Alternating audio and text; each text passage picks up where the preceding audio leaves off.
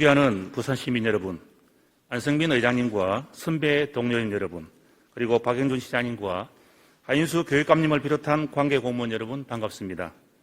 남구 용호동 출신 기획재경위원회 김광명 의원입니다. 요즘 길에서 반려견이나 반려묘를 유모차에 태워 다니는 모습을 어렵지 않게 볼 수 있습니다.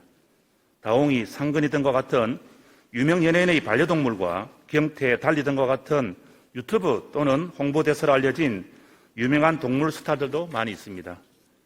반려동물을 키우는 가구가 늘어나면서 자연스럽게 이처럼 반려동물을 대하는 사람들의 인식에도 급격한 변화가 생기고 있습니다. 과거 점포나 집 앞에 짧은 목줄에 묶어놓고 사람이 먹다 남은 음식을 주며 키우던 애완동물이 아닌 함께 살아가는 존재로 인정하고 있는 것입니다.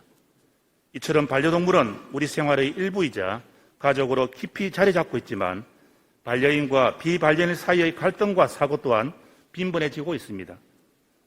반려동물로 인한 갈등과 사고 방지를 위해서는 제도 개선과 홍보와 교육, 인프라 확충 등 여러 가지 개선해야 할 부분들이 있습니다.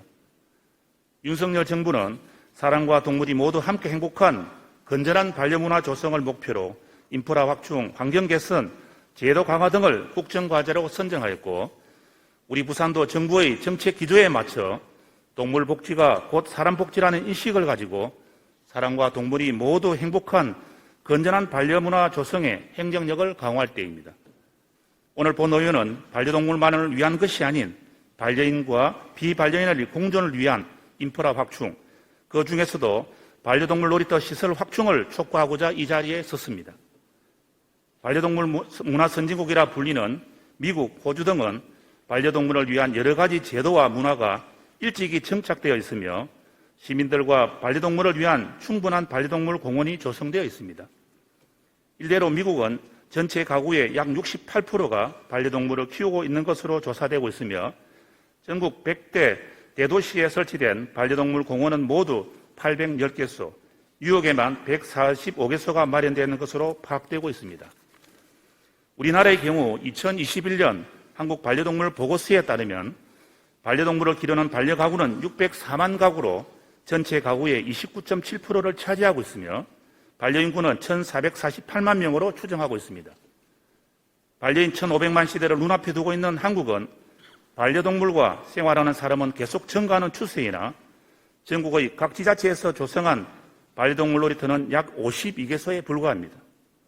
특히 부산의 반려가구는 약 40만 가구로 서울과 경기를 제외한 전국 광역 지자체 중 가장 많은 가구에서 반려동물을 기르고 있지만 반려동물 놀이터 규모는 전국 최하위 수준으로 연제구, 동래구, 기장군 단 3곳에 불과하여 반려인과 반려동물을 위한 공간이 매우 부족한 상황입니다.